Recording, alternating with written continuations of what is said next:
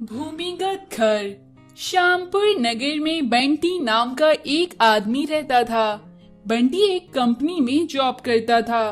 बंटी के घर में हर चीज दो आती थी। दूध वाला दूध की 2 थैलियां देकर जाता था। न्यूज़पेपर वाला भी 2 न्यूज़पेपर देकर जाता था।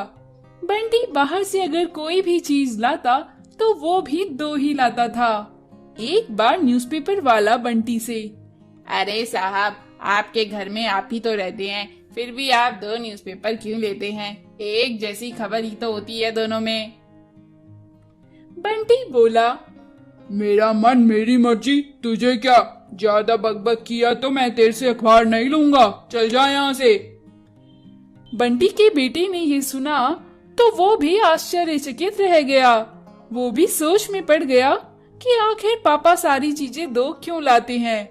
बंटी अपनी माँ से बोला, माँ, पापा हर चीज 2 लाते हैं, पर जब मैं दोबारा देखता हूँ तो वो दूसरी चीज गायब हो जाती है। कल पापा 2 खरबूजे लाए थे, पर मैंने बाद में देखा तो वहाँ सिर्फ एक ही खरबूजा था। सेंटी की माँ बोली, अरे बेटा, तुम्हें गलतफहमी हो गई होगी, एक ही था। सेंटी बोला, नहीं माँ, आप बहुत भोले हैं। आप यही तो नहीं जानती, ऐसा हर रोज होता है, पर आपके देखने से पहले ही वो दूसरी चीज जाने कहाँ चली जाती है। उसकी माँ हंसने लगी और हंसते हुए बोली, तुम भी ना बेटा, जाने भी दो। तभी बंटी ऑफिस से आम लेकर आया और फिर दूसरी आम की थैली को बाहर की तरफ ले जाते हुए बोला, अरे संटी की माँ, मैं बाहर जा रहा हूँ, ऑफिस का कुछ काम रह गया है, रात को देर से आऊंगा, तुम लोग खाना खा लेना।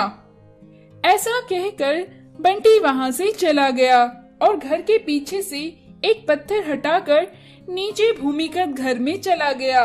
वहाँ उसने एक दूसरी औरत को रखा था। दूसरी औरत का नाम मीना था। मीना बोली, क्या जी, मैं यहाँ जमीन के नीचे रहकर थक गई हूँ। मुझे ना दिन का पता चलता है न रात का। बंटी बोला, तुम जानती तो हो, तुमसे शादी के वक्त पंडित ने कहा था कि लड़की को भूमिगत घर में ही रखना, उसकी कुंडली में दोष है। मैं तुम्हारी सारी जरूरतें यहाँ पूरी कर तो देता हूँ। तभी मीना और बंटी देखते हैं टीवी में एक न्यूज आती है कि कल से पूरे देश में लॉकडाउन लगाया जा रहा है। अपने घर में रहें और सुरक्षित रहें, कहीं भी आने जाने की जरूरत नहीं है। मीना बोली, अरे देखो जी, कल से लॉकडाउन है, आप भी अब यहीं रहेंगे। बंटी सकपका गया और बोला, अरे नहीं, ऐसा कैसे हो सकता है? मेरा मालिक बड़ा ही दुष्ट है, मुझे जाना ही होगा। रात में जब मीना सोई थी तो बंटी चुपचाप ऊपर आ गया और ऊपर आकर सो गया। अगले दिन ऑफिस को जाने लगा। तभी उसकी पहली बीवी बोली, क्यों जी, लॉकडाउन है, आपको पता नहीं है क्या? पूरा देश बंद है, आपकी भी छुट्टी है। बंटी बोला, अरे तुम बहुत भोली हो, मालिक बहुत दुष्ट है, उसने हमें चुपचाप काम करने को बुलाया है, वरना तनख्वाह नहीं मिलेगी। बीवी कुछ ना बोली, पर सेंटी को अपने पिता पर शक हुआ और वो पिता का पीछा करते हुए चुपचाप देखने लगा। उसने बंटी को भूमिगत घर में जाते हुए देखा। सेंटी ने भागकर जाकर माँ को सारी बात बताई, पर माँ को सेंटी पर विश्वास नहीं हुआ। उसने बंटी के मालिक को फोन किया। बंटी का मालिक बोला, अरे कैसी बात करती हो, आज तो छुट्टी है और आज से 1 हफ्ते तक छुट्टी है, क्योंकि लॉकडाउन लगा हुआ है पूरे देश में। मैं कैसे किसी को काम पर बुला सकता हूँ? बंटी काम पर नहीं आया हुआ है। बंटी के मालिक की बात सुन सेंटी की माँ को सेंटी पर कुछ विश्वास आया और फिर वो भी भूमिगत घर में बंटी के पीछे से चले गए। उन्होंने बंटी को मीना के साथ रंगे हाथों पकड़ लिया। मीना बोली, ओह, तो तुम पहले से शादीशुदा हो, तुमने ही पंडित से झूठ बुलवाकर मुझे यहाँ पर अपनी पहली बीवी से छुपा कर रखा है। मैं तुम्हें अब जेल भिजवाऊंगी और अपने पापा से बोलकर तुम्हें कड़ी से कड़ी सजा दिलवाऊंगी।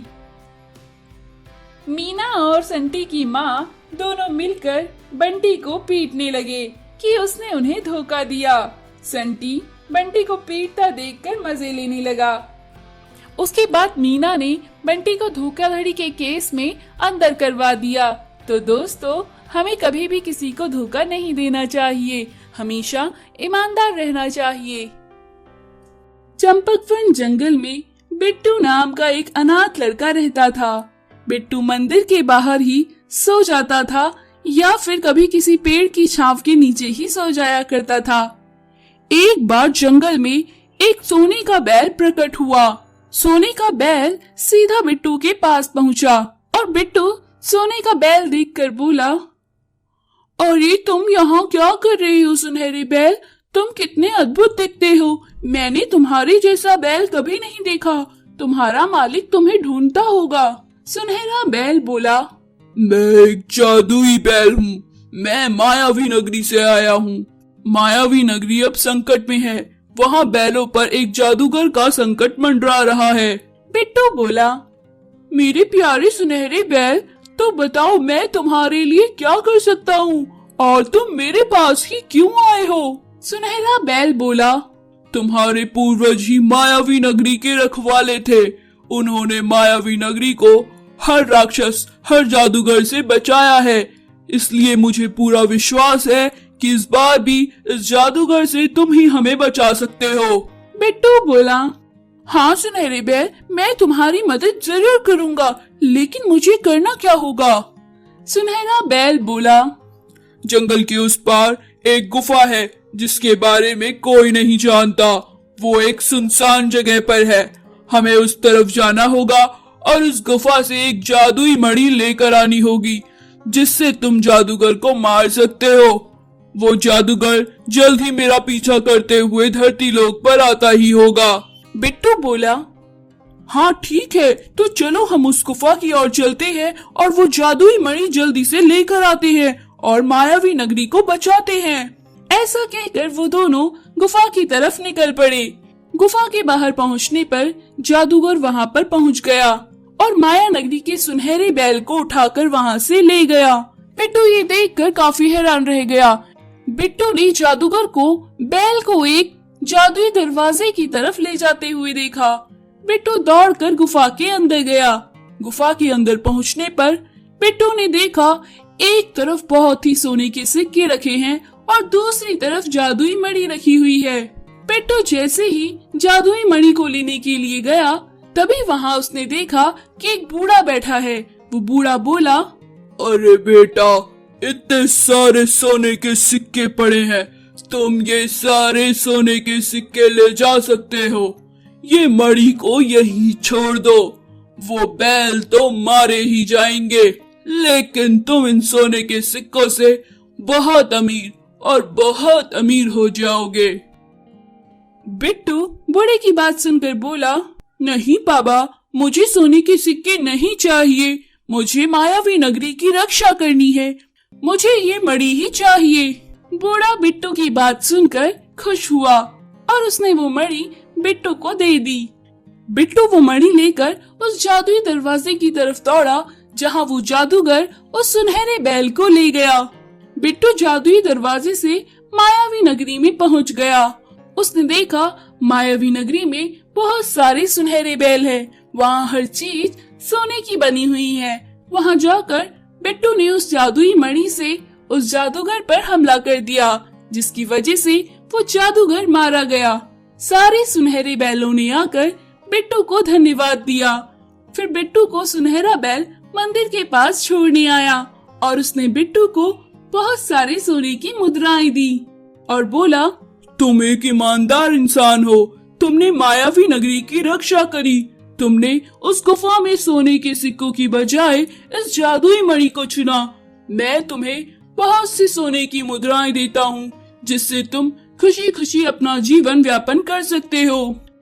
बिट्टू ने उन सोने की मुद्राओं को बेचकर अपने लिए घर और गाड़ी खरीद ली और खुशी खुशी अपना जीवन जीने लगा।